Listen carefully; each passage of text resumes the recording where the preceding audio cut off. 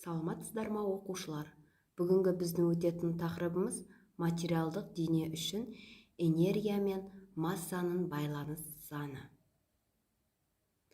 Бүгінгі сабақта қарастыратын мақсатымыз масса мен энергия байланысы.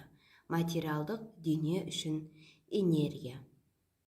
Материалдық дене үшін энергия деп отырғанымыз, материалдық дене өзінің тыныштық күйін сақтайды. Материалдық нүктенің алатын үдеу оған әсер ететін күшке тура, ал нүктенің массасына кері пропорционал. А тең F бөлінген М. Ньютонның екінші заңының жалпылама анықтамасы материалдық нүкте импульсінің жылдамдық бойынша өзгерісі оған әсер ететін күшке тең. F тең МА тең М, ДВ бөлінген ДТ тең D жақшаның ішіне МВ бөлінген ДТ.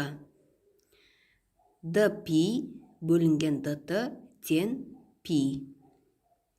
Денелердің деформациялану нәтижесінде алатын күші серпімділік күші деп аталады. Серпімділік күші F серпімділік деформацияға тура пропорционал болады. Бұл дегеніміз Гук заңы. F серпімділік тең минус Kx, F ауырлық тең минус mg. К катандық өлшем бірлігі К тең 1 ньютон метр. Мұндағы алу таңбасы дененің деформация серпімділік күшіне қарама-қарсы бағытталғандығын көрсетеді. Серпімділік күші ауырлық күшіне қарама-қарсы бағытталады. Денеге бір уақытта бірдей әсер ететін күштер F1 және F2 тең әсерлі күштер деп аталады. F тең F1 қосылған F2. Кез келген материалдық нүктелердің әсері өзара әсер ететін күштерге тең. Материалдық нүктелердің бір-біріне әсер ететін күші модульдер бойынша тең, ал бағыттар бойынша қарама-қарсы болады. Бұдан күтілетін нәтиже А1 бөлінген А2 тең М2 бөлінген М1. А1 М1 тең А2 М2. Векторлық түрде берілсе, М1 А1 тең минус М2 А2, яғни F1 тең минус F2. Масса мен энергия байланысы. Бұл байланысты алғаш рет салыстырмалық теориясын пайдалана отырып, Эйнштейн тағайындаған. Ол өрнек мынадай.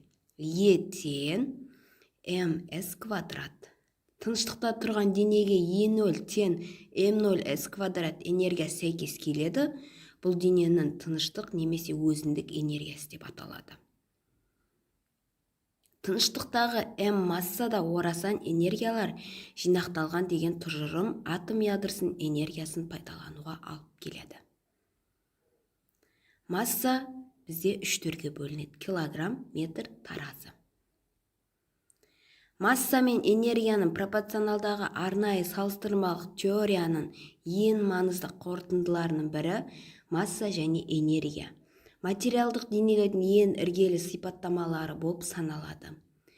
Бұл жерде масса деп отырғанымыз дененің инерттілігін сипаттайды, сондай-ақ дененің басқа денелермен гравитациялық әсерлесу қабілетінде көрсетеді. Энергия деп отырғанымыз айрықша маңызды қасиеті физикалық процестер барысында оның бір түрден басқа түрге айнала алатыны. Энергия дененің жұмыс істеу қабілеттілігін сипаттайтын шама. Энергия бізде 2 түрге бөлінеді: потенциалдық, кинетикалық энергия. Заттың тығыздығы деп сол заттың көлем бірлігіндегі массасына тең физикалық шаманы айтады. Пи тең М бөлінген В. Бұл жерде пи деп отырғанымыз заттың тығыздығы, М деп отырғанымыз дененің массасы, В дегеніміз көлем. Осымен біздің сабағымыз аяқталды. Үйге тапсырма: энергия мен масса, энергия импульсы.